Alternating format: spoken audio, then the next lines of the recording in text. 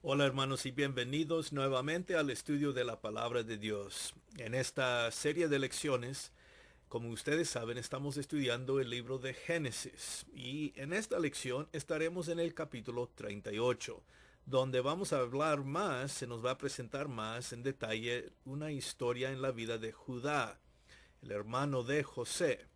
Ahora, esto es interesante porque, como vimos en nuestra última lección, se nos habló del comienzo de la vida de José y vimos cómo por la forma en que José les contaba sus sueños a sus hermanos, los hermanos llegaron a tener envidia de José, lo odiaron, lo menospreciaron más, ¿verdad? Y finalmente lo vendieron por esclavo a un grupo de ismaelitas que estaba viajando a Egipto. El último verso del capítulo 37 nos dice esto, que los madianitas o ismaelitas es un grupo que puede ser descrito de la misma forma. Madianitas, ismaelitas son el mismo grupo de personas. Estos llevaron a José a Egipto y allá lo vendieron a un hombre llamado Potifar, que nos dice el último verso del capítulo 37 que él era capitán de la guardia.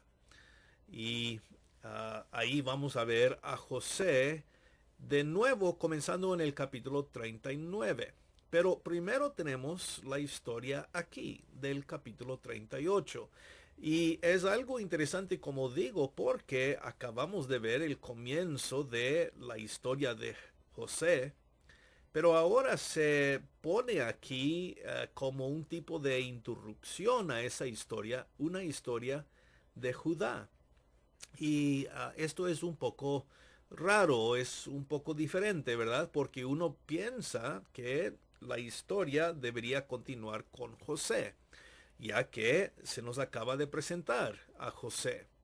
Y eso es lo que esperamos. Pero como digo, este capítulo 38 que tiene que ver con Judá, su hermano, es metido, es puesto aquí antes de seguir adelante con la vida de José. Y hay parte de importancia de por qué esto se hace así por el escritor. Y eso es lo que vamos a ver en esta lección. Así que vamos a tomar parte en parte, como siempre hacemos.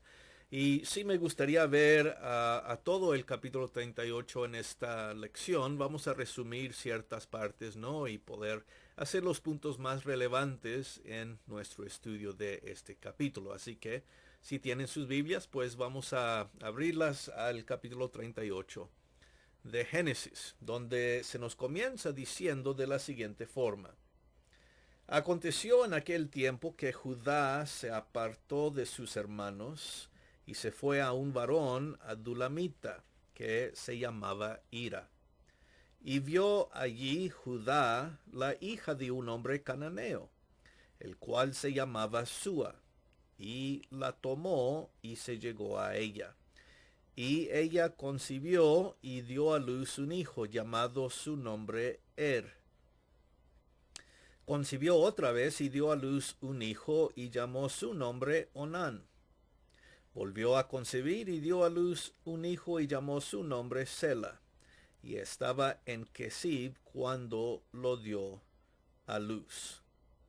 Después Judá tomó mujer para su primogénito la cual se llamaba Tamar. Vamos a detenernos aquí un momento en el verso 6 y ver lo que está pasando aquí al comienzo del capítulo 38. Primeramente, una vez más, Judá es el que se va a ver en este capítulo. Todo el capítulo tiene que ver con Judá. Y la razón por esto, hermanos, es porque debemos ver cómo estos dos hermanos, en esta última parte de Génesis, y su relación el uno con el otro, los dos hermanos siendo José y Judá, es de suma importancia para el escritor de Génesis. En otras palabras, cuando vemos la vida y la historia de José, debemos ver cómo se mezcla, cómo se involucra la vida de Judá. Y muchas veces se nos pasa este detalle. Muchas veces cometemos el error de ver solamente la vida de José. Pero en verdad la vida de Judá está muy cercanamente relacionada con la vida de José.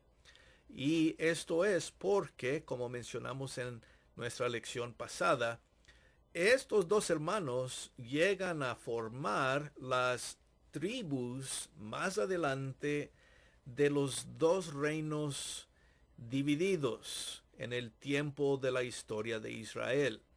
En el norte va a haber el reino llamado Israel y en el sur va a estar el reino llamado Judá.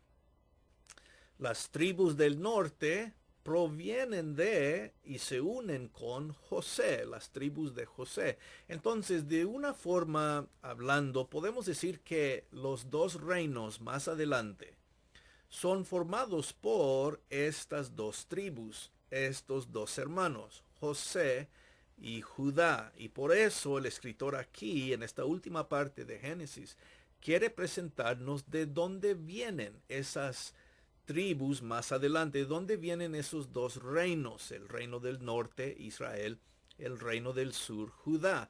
Provienen de estos dos hermanos. Entonces, por esta razón, el escritor aquí le presta mucha atención a esta relación entre José y Judá. Y más adelante en Génesis vamos a ver cómo esta historia se sigue desarrollando. Otra cosa también debemos recordar, hermanos, que Judá, este hermano aquí, llega a ser la tribu de donde viene Jesús en el Nuevo Testamento. Jesús es descendiente humano de la tribu de Judá. Judá también va a ser la tribu de los reyes más adelante. Entonces hay mucha importancia de este patriarca aquí llamado Judá. Y por eso es importante verlo aquí en el capítulo 38. Y se nos comienza diciendo, ¿verdad?, que él se aparta de sus hermanos. Ahora recordamos en la historia previa a esta, el capítulo 37, vimos o tal vez recordamos que era plan de Judá vender a José. ¿Recuerdan cuando los hermanos estaban ahí hablando y estaban pensando en matarlo? Es Judá quien dice, no matemos a nuestro hermano, ya que es nuestro hermano. Mejor vamos a venderlo. Judá es el que dice, hay que venderlo, ¿no? Aquí es donde Judá se aparta de sus hermanos. Ahora no se nos dice por qué él se aparta, pero vemos que él sí deja el resto de la familia por un tiempo para ir a la casa de este hombre adulamita que se llama Ira, ¿no? Entonces Judá se aparta de sus hermanos y llega a la casa de este hombre, ahí se queda y es ahí donde él conoce a una mujer que es hija de un hombre cananeo y él se llama Sua. Él decide casarse con ella. Ahora noten que esto es importante porque es una mujer cananita. Es de las gentes de la tierra prometida de las que Abraham no quería tomar esposa para su hijo Isaac. ¿Recuerdan? Abraham dijo, no tomes una esposa de las gentes alrededor de nosotros aquí. Debes volver a nuestra familia y tomar esposa para mi hijo Isaac desde allá.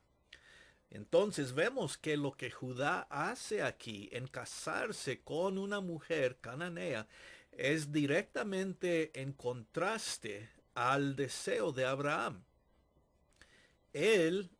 Abraham quiso preservar la familia con Isaac, con una mujer de su familia, no una mujer de los cananeos. Pero aquí Judá hace completamente lo contrario. Que quiere decir que desde este punto y en adelante, los hijos de Judá con esta mujer cananea llega a poner en peligro la promesa de Dios que Dios le dio a Abraham de que sus descendientes iban a recibir esta tierra. Entonces, hay mucho lo que está pasando con esta acción de casarse con una mujer cananea. En verdad, Judá está poniendo en peligro, por su decisión, las promesas dadas a Abraham, las promesas que descienden a Judá y pues las promesas que tienen que ver con la simiente de Abraham y de sus descendientes, ¿no? Y vemos que él sigue, bueno, con esta mujer, su esposa, tiene 3 hijos.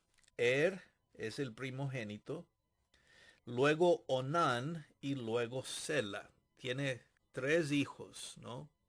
Aquí. Y la última cosa que vimos en el verso 6 era que se nos dijo que cuando él buscó mujer, cuando Judá buscó mujer para su hijo primogénito, le dio o encontró una mujer llamada Tamar.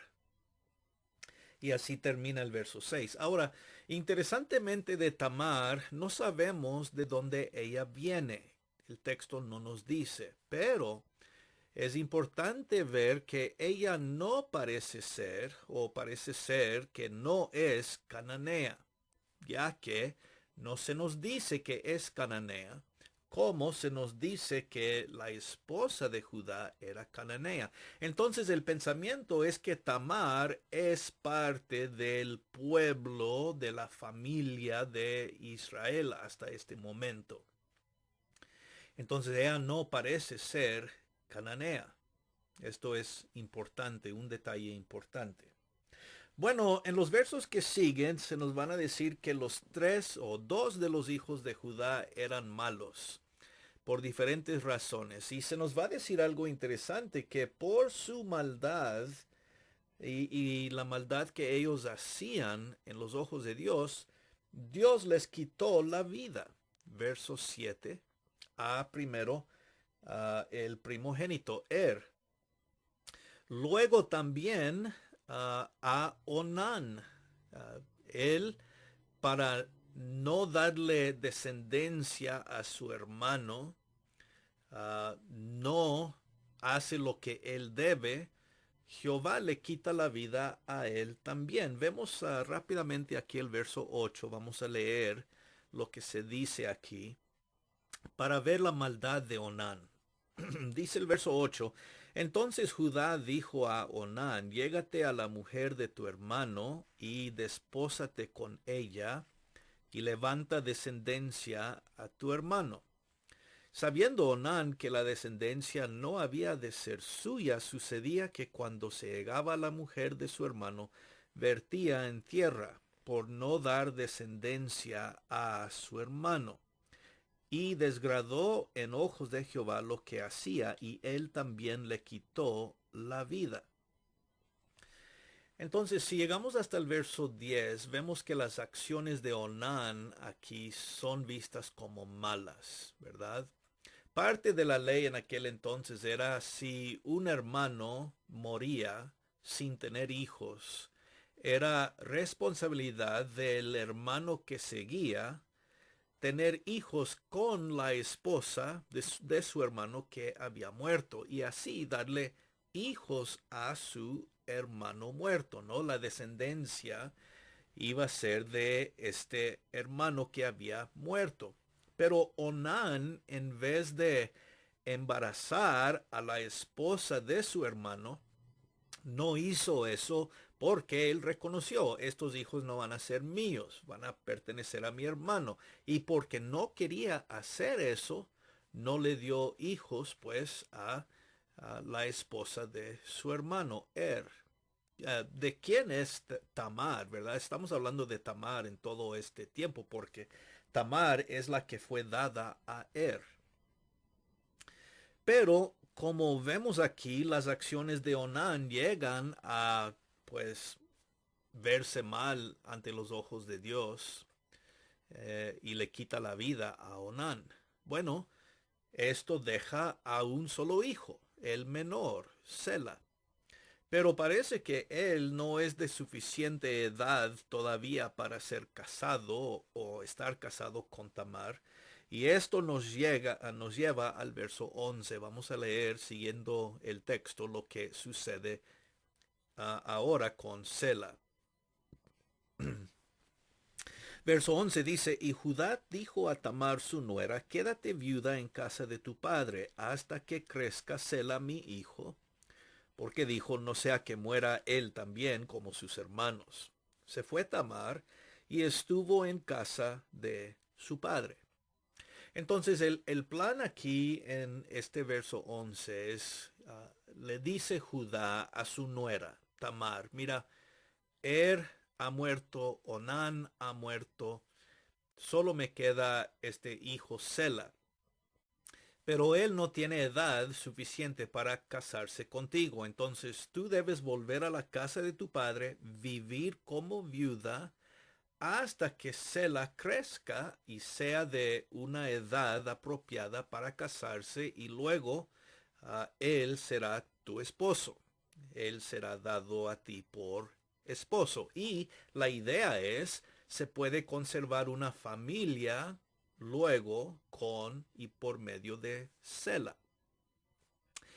Pero vemos algo interesante. En la mente de Judá, él no quería darle a Tamar este último hijo porque era el último. En otras palabras, en la mente de Judá, él piensa que Tamar es la culpable, ya que el primer hijo muere. Y ahora cuando Tamar es dada al segundo hijo, el segundo hijo muere también. Para Judá, él piensa que Tamar es mala suerte, ¿verdad? No hay que darle a otro hijo a Tamar porque todos los que han casado con ella pues llegan a morir. Y en la mente de Judá, por esta razón, no le quiere dar su último hijo. Esta última cosa que le dice, vete a la casa de tu padre, vive allá como viuda hasta que crezca Sela y será dado a ti por esposo, era mentira. Porque en verdad Judá no iba a hacer eso. Él nomás quiere desquitarse de ella y la envía a casa de su padre para vivir como viuda, lo cual ella hace. Ahora, en el verso 12 vamos a ver cómo sigue la historia porque después de mucho tiempo va a decirnos este verso, la esposa de Judá llega a morir. Vamos a ver cómo sigue la lección. Pasaron muchos días y murió la hija de Sua, mujer de Judá. Después Judá se consoló y subía a sus trasquiladores de sus ovejas a Timnat, él y su amigo Ira el adulamita. Fue dado aviso a Tamar diciendo, he aquí tu suegro sube a Timnat a trasquilar sus ovejas. Entonces se quitó ella los vestidos de su viudez y se cubrió con un velo y se arrebozó y se puso en la entrada de Enaim junto al camino de Timnat, porque veía que había crecido Sela y ella no era dada a él por mujer. Bueno, vamos a tenernos aquí en el verso 14. Vemos que Tamar toma una acción aquí. Ella tiene un plan. Ella veía, ¿verdad? Que Sela, ya después crecido, nunca se le fue dado por esposo, y ella pues siente que ha sido tratada injustamente. Y de hecho, ¿verdad? Lo justo y lo correcto era que Judá le diera su último hijo, como había dicho Sela. Pero no lo hizo porque, como mencionamos, nunca en verdad tuvo la intención de hacerlo, solo le estaba mintiendo. Pero Tamar toma las cosas en sus propias manos. Ella formaliza un plan en su mente y el plan básicamente es voy a engañar a mi suegro para dormir con él y tener hijos por él. Básicamente ese es su plan. Ella se viste, se cambia de ropa, ya no es viuda, ¿verdad? se viste de una forma que se entiende pretende ser una prostituta y se pone al lado del camino, a la entrada de este pueblo, esta ciudad llamado Enaim. Entonces, cuando Judá la ve vestida de esta forma, cubierta la cara por un velo, él no puede ver quién es, no sabía que era su nuera, Tamar. Él la toma por una prostituta, le dice, quiero que duermes conmigo, ¿verdad? Quiere tener relaciones sexuales con esta, en su mente, prostituta.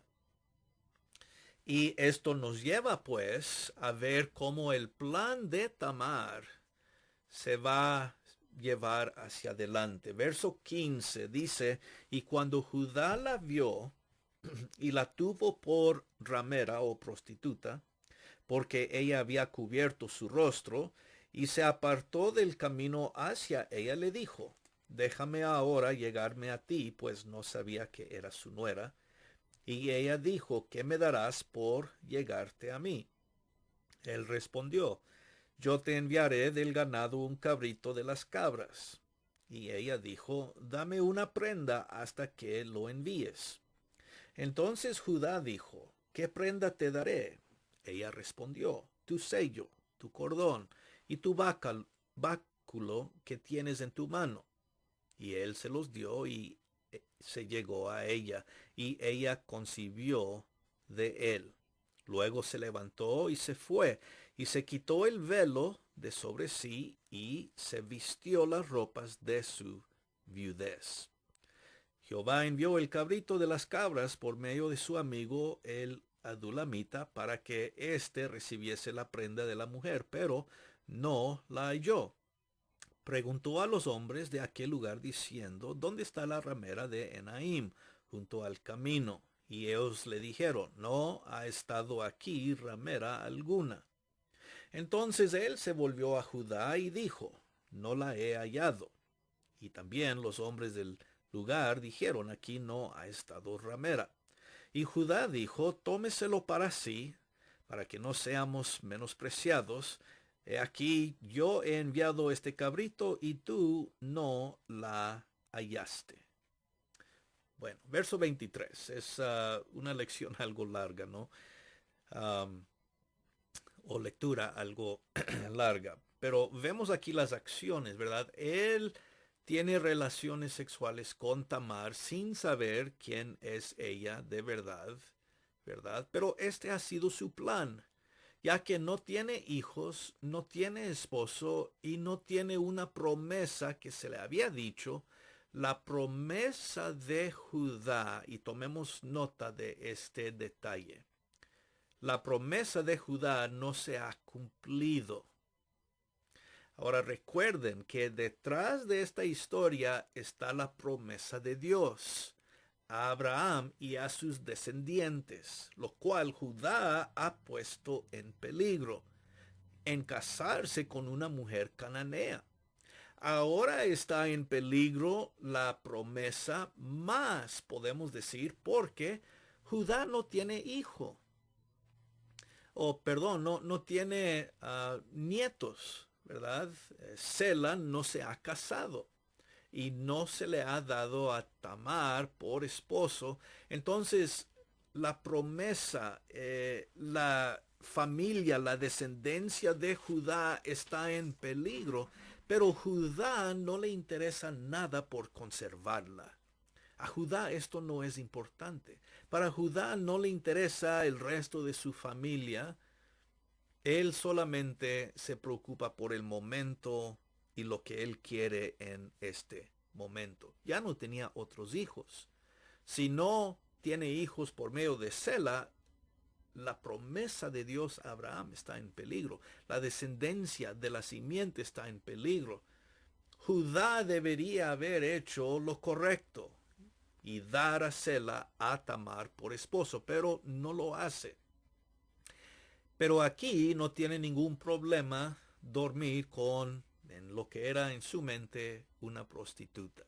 El punto de todo esto, hermanos, es de ver que el carácter de Judá es nada agradable. No hay nada bueno en Judá que debe llamar nuestra atención. Es un hombre que, como sus hijos, no hace lo correcto ante Dios.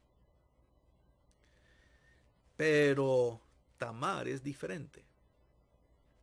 Ella toma un plan en mente para engañar a su suegro. Qué interesante, esto suena muy semejante a lo que Jacob hizo con Isaac. ¿Recuerdan cómo Jacob entró y engañó a su padre estando vestido con pieles de animales para pretender ser alguien quien no era?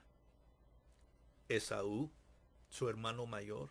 Aquí Tamar hace algo semejante. Ella se viste de una forma diferente, pretende ser alguien quien no es, una prostituta, para lograr una bendición, la bendición de un hijo.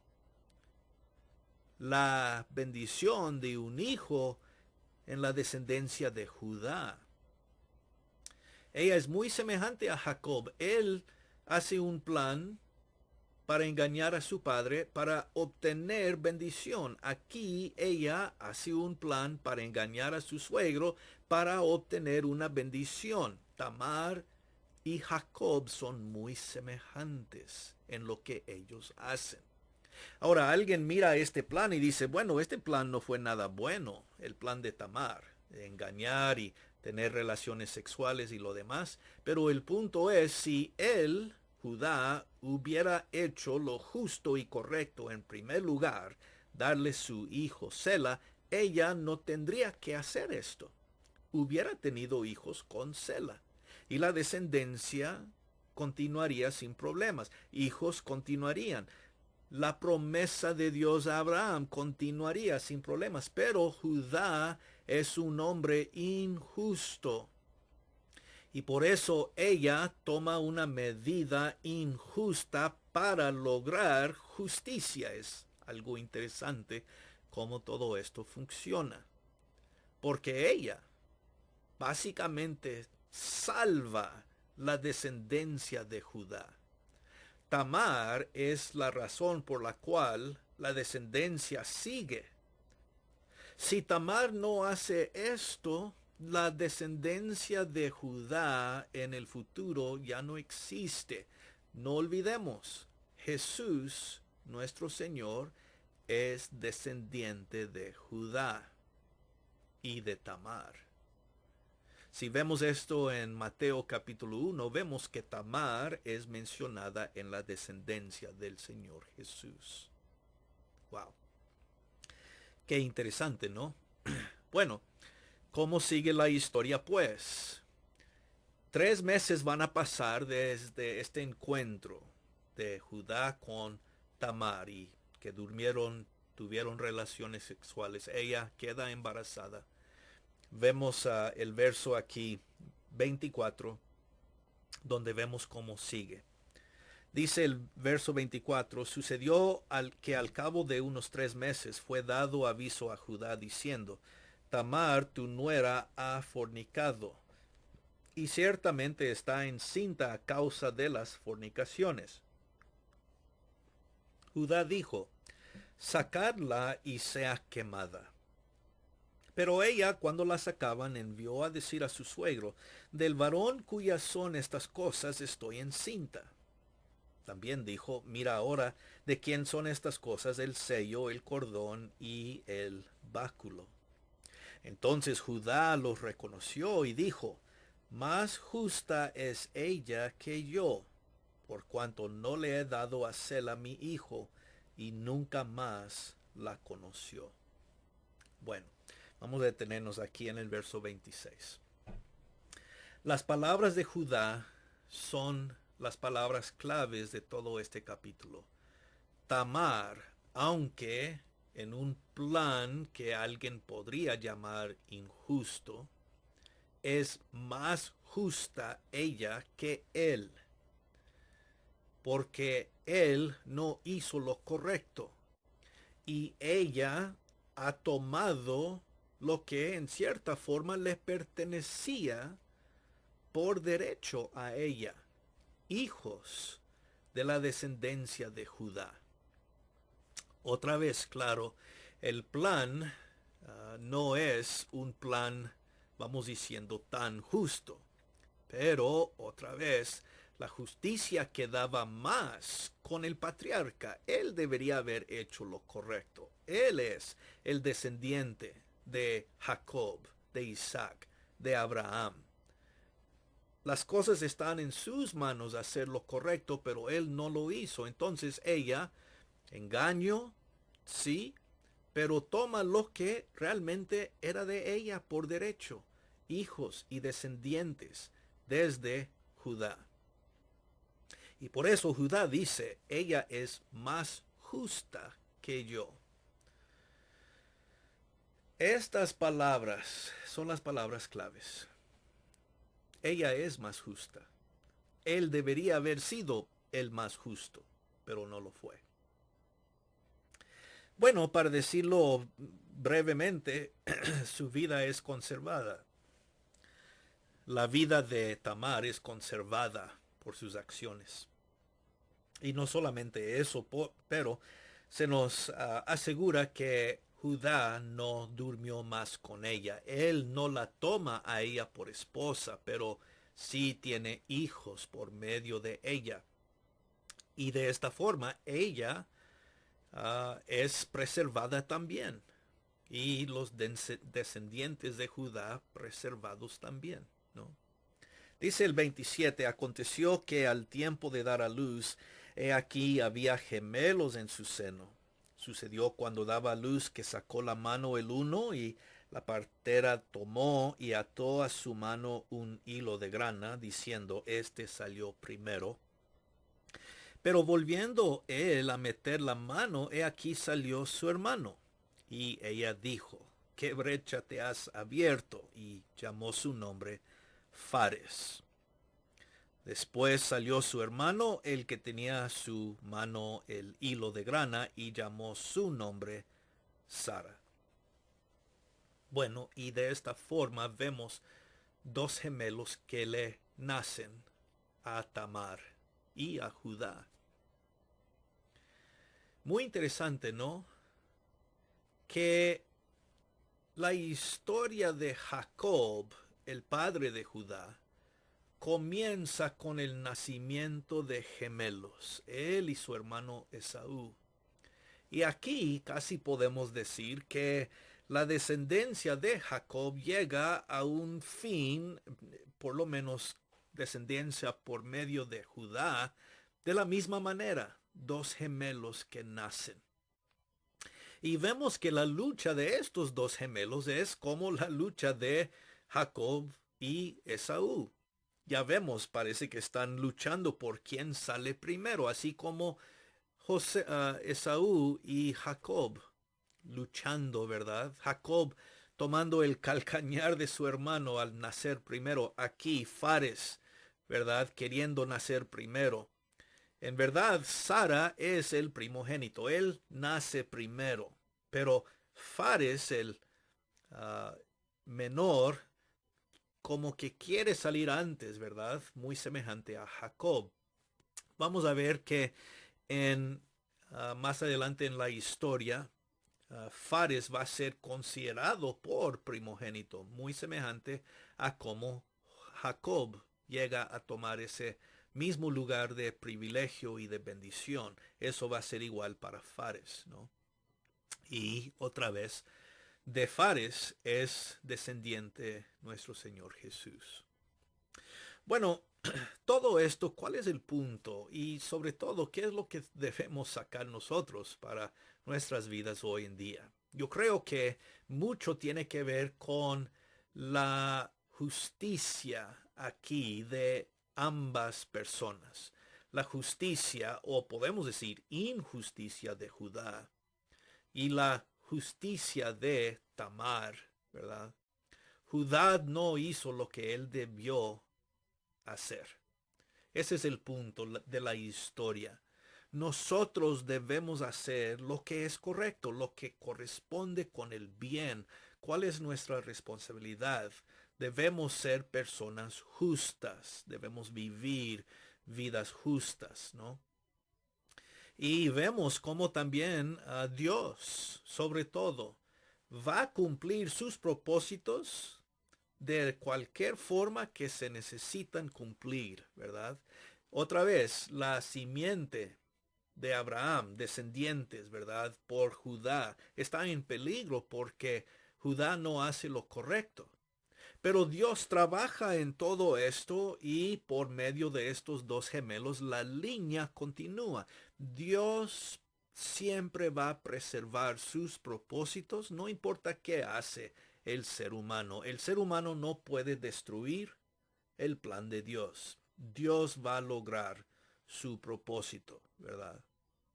Pero ¿qué parte podemos tener nosotros si somos personas quienes debemos ser nosotros? Personas justas, lo cual Judá no era. Por lo menos en esta historia no lo era. Lo que veremos es que con el tiempo Judá va a cambiar y va a ser mejor más adelante de lo que es aquí. Y tal vez, hermanos, esta es la última lección para nosotros. Solo porque hemos sido malos en el pasado, o no tan buenos, o no tan justos, no quiere decir eso que no podemos cambiar. Siempre podemos cambiar. Podemos decidir hacer lo correcto. No tenemos que quedar en ese estilo de vida si no hemos hecho lo bueno, si no hemos vivido como debemos vivir. Podemos cambiar. Podemos decidir tomar mejores decisiones y ser personas que sí somos más justas en el futuro de lo que hemos sido en el pasado. Y esto va a ser lo que aprendemos de Judá a lo largo de la historia de él, juntamente con su hermano José. Y como digo, eso lo veremos pues en los capítulos que siguen en Génesis.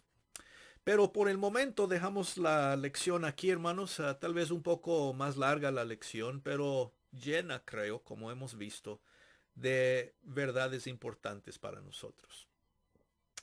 Pues dejemos aquí, pues, y nos veremos en la próxima lección, viendo el capítulo 39 y cómo la vida de José continúa con la vida de Judá. Hasta entonces, pues, hermanos, que estén muy bien. Gracias por pasar este tiempo de estudio conmigo. Que sean muy ricamente bendecidos. Con un abrazo. Y como siempre decimos, gracia y paz.